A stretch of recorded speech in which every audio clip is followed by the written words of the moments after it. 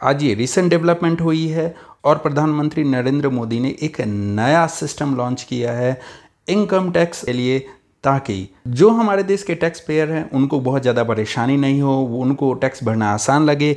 इस वजह से ये सिस्टम लाया गया है। हम बात करेंगे इस पूरे सिस्टम पर कि ये है क्या। इस सिस्टम को बोला गया है the transparent taxation honouring the honest, यानी जो ईमानदारी से टैक्स बन रहे हैं उनका सम्मान किया जा रहा है और ये एक तरह का टैक्स रिफॉर्म है। हम जानेंगे इसके बारे में, लेकिन उससे पहले मैं अमर कुमार स्वागत करता हूं आपका अपने चैनल द रैबिट ब्रेन में, और मैं आप लोगों से रिक्वेस्ट करता हूं कि इस चैनल को लाइक करें, शेयर करें और इस चैनल को सब्सक्राइब तो बिल्कुल ही कर लें, ताकि आने वाले किसी अपडेट से आप अछूते ना रहें।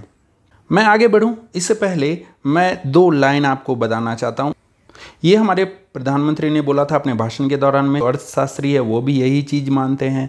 वो बोले कि making the tax system people centric, यानी हमारा जो टैक्स सिस्टम है वो पीपल सेंट्रिक होना चाहिए, यानी लोगों को ध्यान में रखकर बनाया जाना चाहिए, पब्लिक फ्रेंडली, पब्लिक को आसानी हो उसके लिए बनाना चाहिए। इनका टारगेट है कि जिनके पास बैंकिंग नहीं है उनको बैंकिंग दिया जाए, जिनके पास सिक्योरिटी नहीं है उनको सिक्योरिटी दिया जाए, जिनके पास फंडिंग नहीं है उनको फंड दिया जाए और जो ऑनेस्ट है उनको सम्मान दिया जाए। ये उनका कहना है। और इसके अलावा इस टैक्स सिस्टम को लाने के पीछे एक और चीज़ मैं बताता हूँ जो उन्होंने कहा है, policy driven governance. Policy driven हो मतलब पॉलिसी पर चलने वाली हो, बिलीफ इन पीपल्स ऑनेस्टी, लोगों के ईमानदारी पर भरोसा करे, एडवांस टेक्नोलॉजी का यूज करे और ब्यूरोक्रेसी की एफिशिएंसी बढ़ाए। आपको भी पता है कि हमारी ब्यूरोक्रेसी किस तरह से काम करती है। आप कोई भी चीज़ दे दीजिए, कोई भी नियम कानून बना दीजिए, कोई फ़र्क नहीं पड़ता, उनको जैसा करना होता है वो वैसे ही करते हैं। तो जस्ट सेम चीज़ है, ज़्यादातर केसेस में यही होता है। यही वजह है कि आज़ादी के इतने सालों बाद भी हम जो है आज तक ट्रांसपेरेंसी के लिए तरस रहे हैं। ये आज ही के दिन यानी 13 अगस्त 2020 को लॉन्च किया है और इस लॉन्च में प्रधानमंत्री मोदी के साथ में हमारी वित्त मंत्री निर्मला सीतारमण और अनुराग सिंह भी उपस्थित थे। और ये एक तरह का प्लेटफॉर्म है और अकॉर्डिंग टू गवर्नमेंट, हम अकॉर्डिंग टू हमारे प्राइम मिनिस्टर, ये 21वीं सदी का सिस्टम होगा।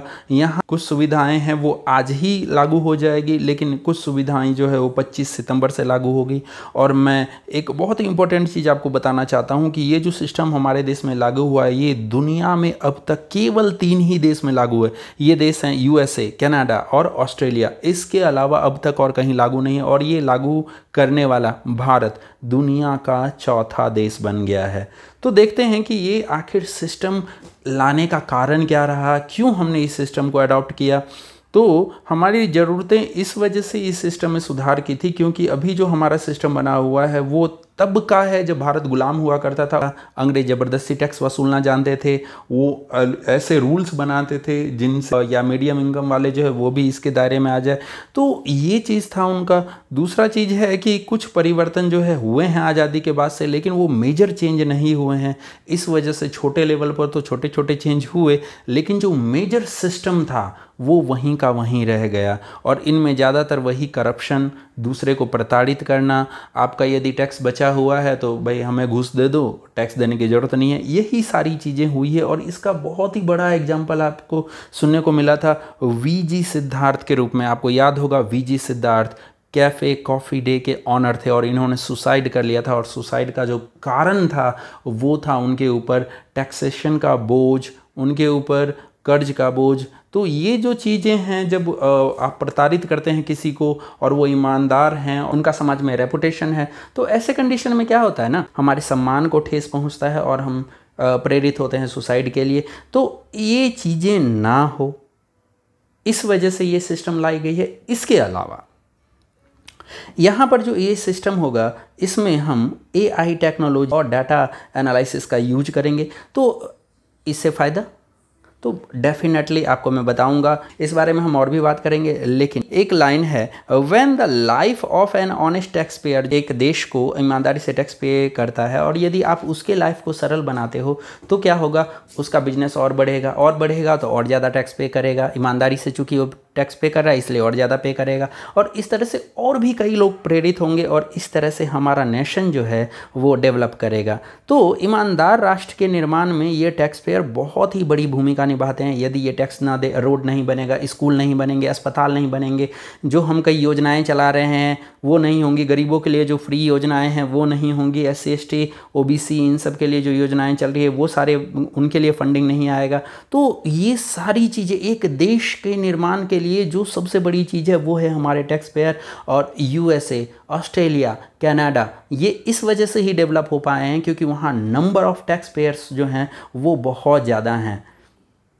इसके बाद बात करें कि आखिर ये जो सिस्टम हम ला रहे हैं इस सिस्टम की खासियत क्या होगी, ये जो सिस्टम अब लाया जा रहा है इस सिस्टम में होगा क्या।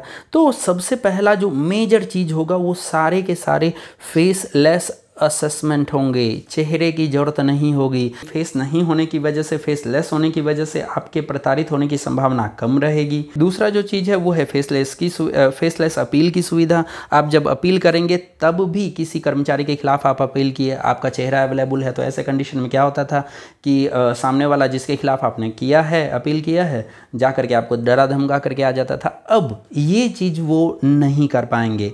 ऐसे ही एक टैक्स पेयर चार्टर लागू हुआ है। चार्टर आप जानते हैं उसमें बहुत सारे रूल्स एंड रेगुलेशन हैं, है ना। तो ये टैक्स पेयर चार्टर लागू हुआ है, ये भी इनके टैक्स पेइंग सिस्टम को आसान बनाने के लिए है। इनमें कुछ रूल्स हैं, इस पर हम थोड़ी देर बाद बात करेंगे।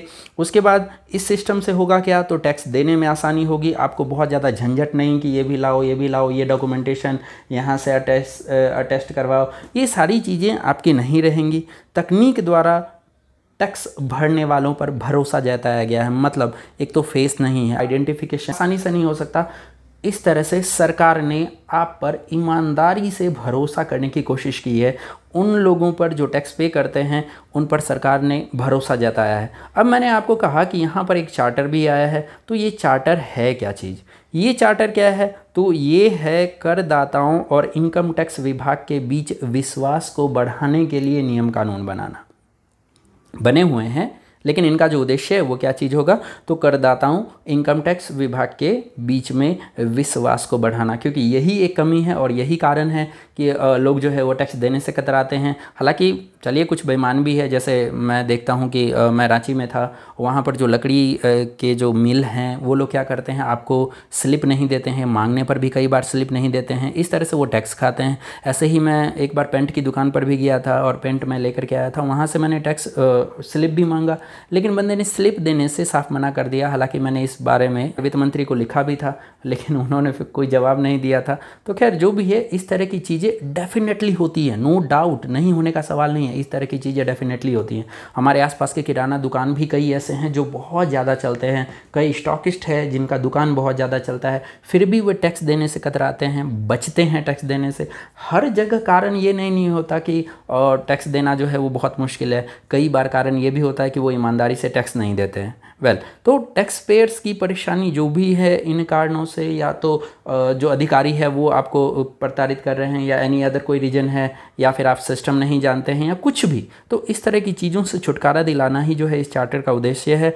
और सबसे बड़ी बात, अधिकारियों की जवाबदेही तय करना। अभी तक अधिकारियों का कोई जवाबदेही नहीं होता था, ये अधिकारियों में छोटी की मात्रा होगी। अधिकारियों की जवाबदेही बहुत बड़ा मुद्दा है। आप पुलिस भी कोई काम करती है, आपकी जवाबदेही होनी चाहिए कि हाँ भाई जो भी यदि कुछ गलत होता है तो आप उसके लिए जिम्मेदार होंगे। तो जब तक आप जिम्मेदारी नहीं देते हैं तब तक एफिशिएंसी नहीं बढ़ती है, और एफिशिएंसी बढ़ेगी तभी कुछ काम हो पाएगा। तो इस चार्टर का ये उद्देश्य है। आपको याद होगा कि जब से मोदी गवर्नमेंट सत्ता में आई है तब से उन्होंने बहुत सारे टैक्स सुधार किए हैं, बहुत सारे और भी कानून को ख़त्म किए हैं, और इस वजह से जो टैक्स देने वाले हैं 6 से 7 साल में बढ़े हैं, कुछ परसेंटेज बढ़ा है।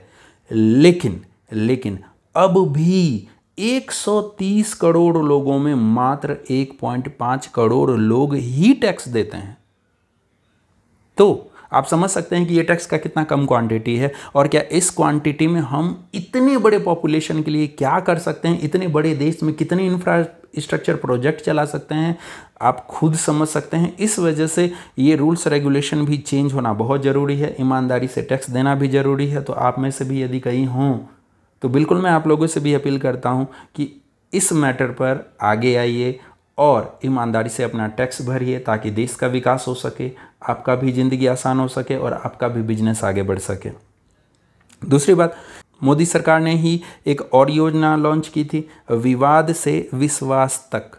तो विवाद से विश्वास तक भी इसी से संबंधित था, यानी टैक्स सुधार से ही संबंधित था। इसमें क्या चीज़ था, तो हाई कोर्ट में पहले क्या होता था, कुछ भी आप टैक्स में कुछ भी छोटी सी भी गलती हुई आप सीधा कोर्ट चले जाते थे। इस तरह से एक प्रॉब्लम तो ये है कि अदालतों की कमी है और वहाँ मुकदमे इतने ज़्यादा है कि उनके ऊपर लोड आता है, दूसरे मुकदमे वो देख नहीं पाते हैं। लेकिन ये रूल बन गया कि हाई कोर्ट में 1 करोड़ तक का केस ही जा सकता है, उससे ज़्यादा का कोई केस नहीं जा सकता है। और यदि सुप्रीम कोर्ट की बात करें तो जब तक वो केस का वैल्यू 2 करोड़ रुपए नहीं होगा तब तक सुप्रीम कोर्ट में केस नहीं जाएगा। तो इस वजह से क्या चीज़ होता है कि ज़्यादातर इनकी कोशिश थी कि कोर्ट के बाहर ही क्या करें, ये केस को सुलझा लें। और इस मामले में इन्होंने बहुत तरक्की की, करीब 3 लाख केसेस को वो अब तक रूल लागू होने के बाद सुलझा चुके हैं कोर्ट के बाहर। तो इस तरह से सुलझाने से क्या होता है कि अदालतों के ऊपर मामला भी नहीं लटकता, टैक्स पेयर्स जो है समय पर टैक्स दे पाते हैं, इस मामले में नहीं फंसते कि जब फैसला आएगा तब टैक्स देंगे। तो ये हमारे देश के लिए, हमारे टैक्स पेयर्स के लिए एक आसान चीज़ होता है, उनके लाइफ में आसानी आती है और वो ईमानदारी से टैक्स पे करने की ओर बढ़ते हैं। अब आप सोचेंगे कि क्या सर इनमें सब अच्छा ही है, कुछ खराब नहीं है, इन प्रोविज़न से ऐसा नहीं होगा कि टैक्स कलेक्शन में दिक्कत होने लगेगी। मान के चलिए लोग ईमानदार नहीं हुए, लोगों ने टैक्स नहीं दिया तो क्या होगा। तो देखिए ऐसा है कि ये हर जगह संभावना बनी रहती है। जब स्ट्रिक्ट रूल था तो भी ये लोग बहुत ज़्यादा टैक्स पे नहीं करते थे। कुछ लोग जो है वो कानून के वजह से जो है वो टैक्स पे करने से बचते थे, तो कुछ जो है बेईमानी करते थे। तो बात यही आती है कि आपको लोगों पर भरोसा तो सच बात है कि जताना पड़ेगा। अब वो देखते हैं कि ये लागू होने के बाद, सिस्टम ये भी हो सकता है कि लागू होने के बाद यदि इनमें कुछ बदलाव नहीं आता है तो बिल्कुल इसका रिव्यू होगा, रिव्यू होना चाहिए और उसके बाद देखा जाना चाहिए कि क्या हो। लेकिन इस बीच में एक समस्या ये आई है कि इनकम टैक्स डिपार्टमेंट के जो लोग हैं उन्होंने इसका विरोध किया। उनका कहना है कि फेसलेस होने से उनको टैक्स कलेक्शन में दिक्कत होगी और क्या होगा, तो उनका पहचान नहीं कर पाएंगे और इस तरह से समस्याएं और ज़्यादा बढ़ जाएगी। इसीलिए ये सिस्टम बहुत ज़्यादा सही नहीं माना जा सकता है।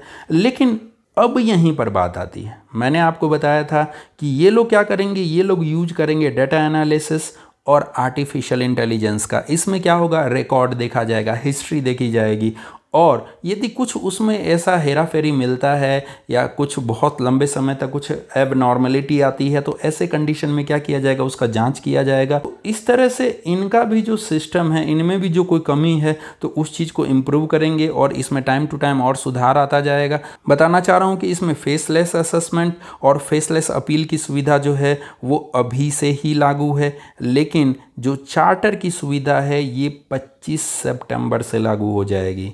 तो दोस्तों उम्मीद करता हूं कि आपको इस टॉपिक के बारे में जानने को मिला होगा और आप समझे होंगे इस नई सिस्टम के बारे में कि आपके लिए अच्छा है या ख़राब है। आप भी इस सिस्टम के बारे में आपको भी कुछ लगता है तो बिल्कुल कमेंट बॉक्स में हमें कमेंट कर सकते हैं, हम डेफिनेटली आपके कमेंट का रिप्लाई करेंगे। और मैं आपसे रिक्वेस्ट करता हूं कि जब तक अगला वीडियो हम लोग लेकर के नहीं आए, घर में रहिए, सुरक्षित रहिए। घर से बाहर जाते हैं तो मास्क का यूज कीजिए और लौटने पर हैंड सैनिटाइज़र का यूज कीजिए और तब तक हमारे चैनल के बाकी वीडियो देखते रहिए।